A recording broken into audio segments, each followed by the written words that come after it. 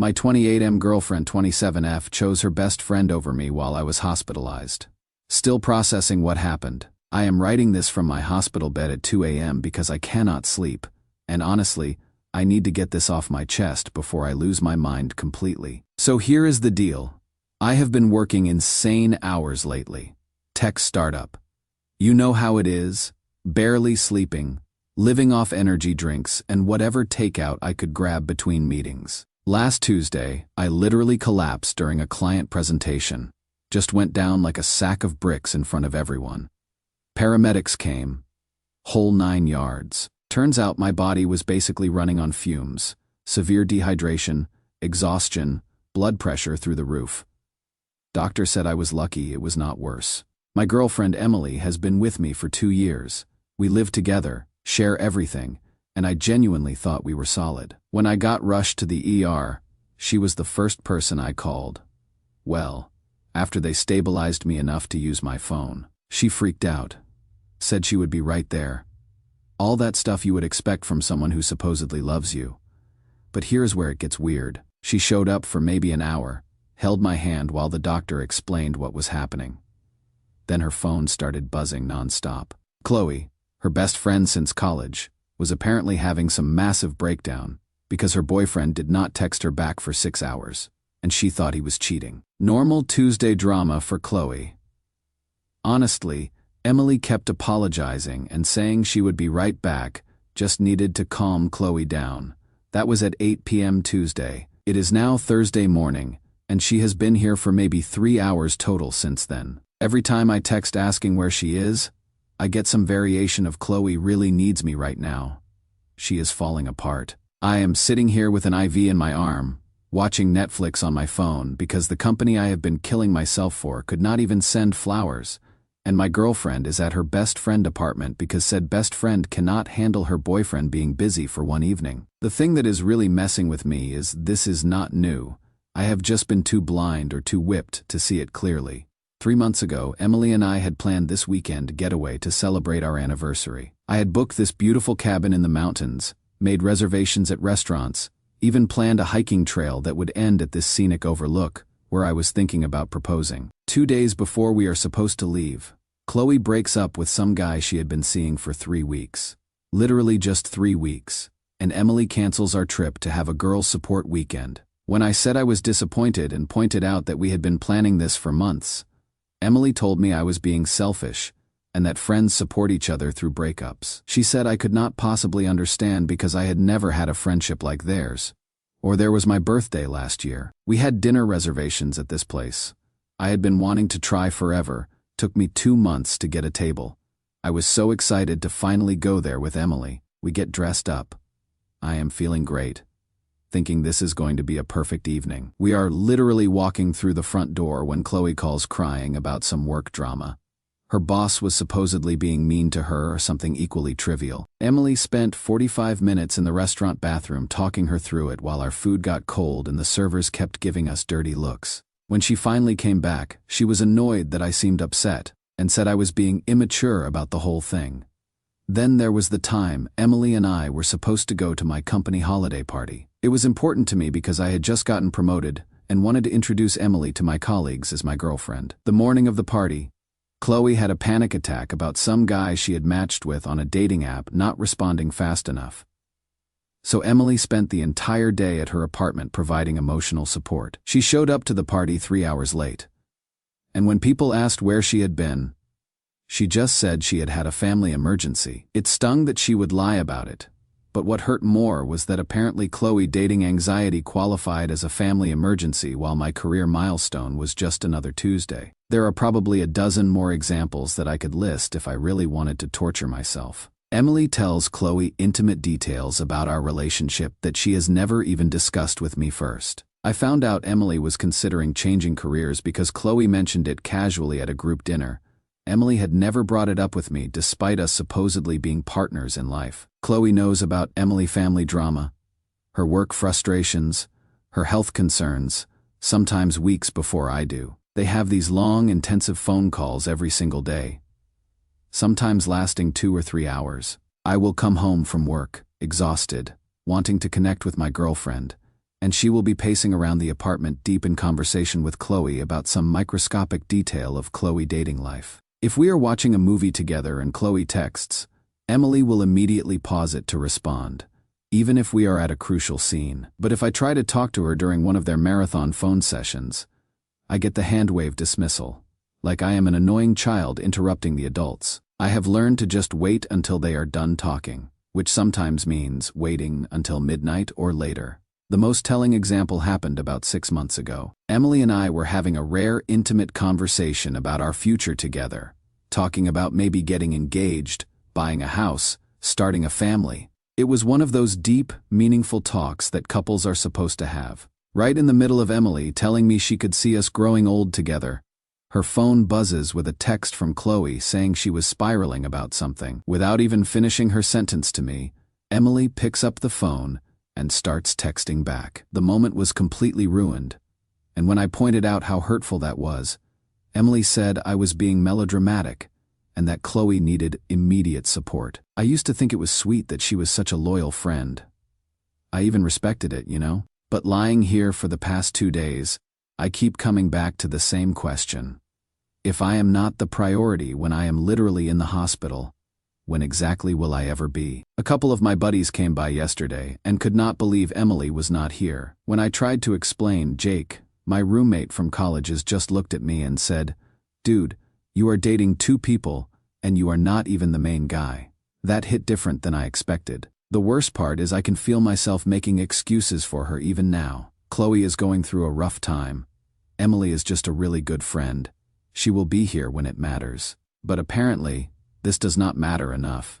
I love Emily, I really do. We have incredible chemistry. She makes me laugh. And when it is just us, everything feels perfect. But it is never really just us, is it? Chloe is always there, in every decision, every plan, every conversation somehow. I do not even know what I am looking for here, advice, validation. Someone to tell me I am overreacting. I just know that when I get out of here tomorrow, we need to have a serious conversation about what this relationship actually is and where I stand in it. Has anyone else dealt with something like this? How do you compete with a friendship that seems to trump everything else in your partner life? Edit, thanks to everyone reaching out. Getting a lot of messages asking for updates. Will probably post again once I talk to Emily. Edit 2. For those asking, yes, Chloe is single. Has been on and off for the entire time I have known Emily. And yes, Chloe knows I am in the hospital. Emily told her on Tuesday night during one of their 3-hour phone sessions. Update 1. So I got discharged Friday morning, and Emily picked me up. On the drive home, I tried to bring up how hurt I felt about the whole situation, thinking maybe she had had time to reflect and realize how messed up her priorities were. Nope, her exact words. Jake, you had doctors and nurses taking care of you. Chloe only had me. She was going through a crisis and needed emotional support. You are being really unfair right now. I asked her to pull over because I felt like I was going to lose it. We ended up in a Starbucks parking lot having this massive argument where I laid out everything. Not just the hospital thing, but the pattern of behavior over the past 2 years. The canceled anniversary. The birthday dinner. The way she tells Chloe intimate details about our relationship.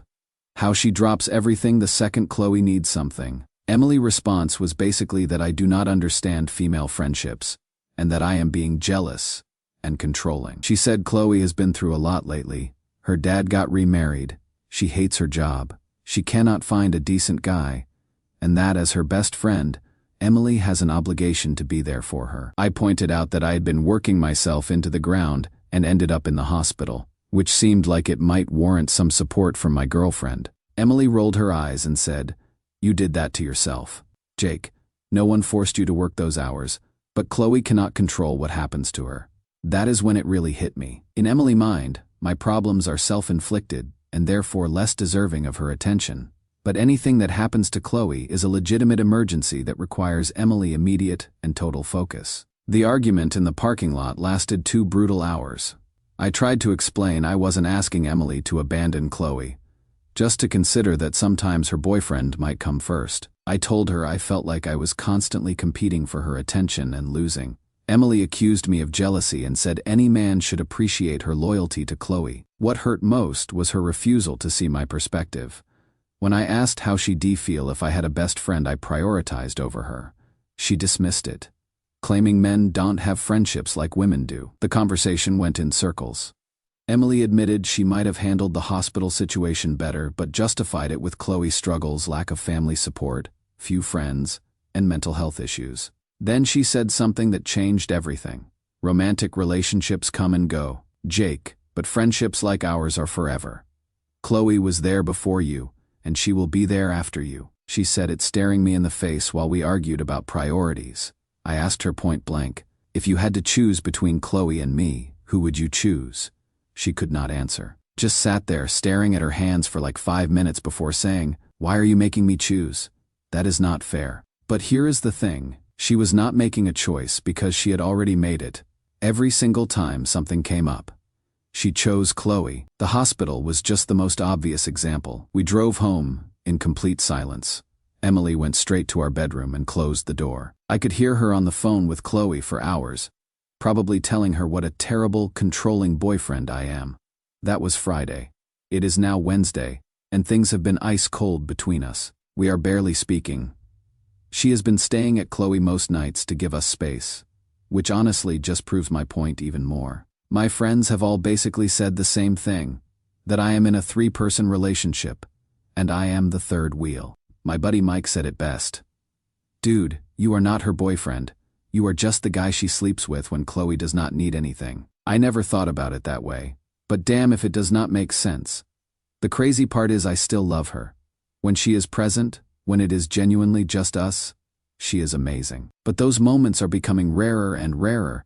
It feels like I am constantly competing for scraps of her attention with someone who will always win because she was there first. I have been doing a lot of thinking since Friday, and I keep coming back to something my therapist told me years ago about recognizing when you are not someone priority. She said the clearest sign is not what people say. It is what they do when you really need them. Well, I really needed Emily last week, and she chose Chloe. Again, I do not know where we go from here. Part of me wants to fight for this relationship, but how do you fight for someone who has already given their heart to someone else? And I do not even mean romantically. I mean emotionally. Chloe owns the biggest piece of Emily's heart, and there is no room left for me to be anything more than a supporting character in their story. Edit. A lot of people asking why I do not just leave. It is not that simple when you love someone and live together and have built a life together. But I am starting to realize that maybe the life I thought we built was really just me fitting into the life Emily and Chloe had already created. Edit 2. To everyone asking about the living situation, we have 6 months left on our lease. Both our names are on it, so it is complicated. Update 2. I was not planning to update again so soon, but something happened yesterday that I cannot stop thinking about. I think it is the final nail in the coffin for this relationship. Emily has been staying at Chloe most nights since our big fight, coming home just to grab clothes and avoid talking to me. Yesterday, she came back while I was at work to get more stuff, and she accidentally left her laptop open on the kitchen counter. I was not trying to snoop. I was making coffee and saw it sitting there with her messages app open, but I could see Chloe's name at the top of the screen and, honestly, after everything that has happened, I could not help myself. I looked. The conversation was from last Thursday night, the night after our fight in the Starbucks parking lot. Here is the part that made my blood run cold. Chloe asked Emily how I was taking the situation. Emily replied that I was not doing great, but I would get over it, like I always do. Chloe said she still could not believe I was making such a big deal about the hospital thing. Emily agreed and said she knew, right? Like she was only gone for 2 days and I was acting like she abandoned me to die. Chloe affirmed that Emily was exactly where she needed to be, because Chloe was literally falling apart. Emily said that was what she told me, that Chloe needed her more than I did. And then came the message that made me feel physically sick. Emily told Chloe that honestly, if something happened to Chloe, Emily did not think she could survive it. Emily said I was important to her, but losing Chloe would actually kill her. Chloe replied to stop saying that because it would make her cry, but she felt the same way. Chloe said she loved Emily so much. Emily responded that she loved Chloe too, more than anything. I just stood there staring at the screen for I do not know how long. She literally told her best friend that losing her would be worse than losing me. After 2 years together, after living together, after everything we have shared, I am still just important, while Chloe would kill her to lose. There were more messages that I scrolled through, and each one felt like a knife to the gut. Emily complaining about me being needy and dramatic whenever I tried to express my feelings about the situation. Chloe calling me exhausting and saying Emily deserves someone who understands female friendships better. They had an entire conversation about how I was probably just insecure because I do not have close friendships like theirs, with Chloe suggesting that maybe I was jealous of their bond because my friendships are surface level. The really painful part was reading through weeks of these conversations and seeing the pattern. Anytime Emily and I had a disagreement or tension in our relationship, she would immediately run to Chloe to dissect every detail. But the way she presented our problems to Chloe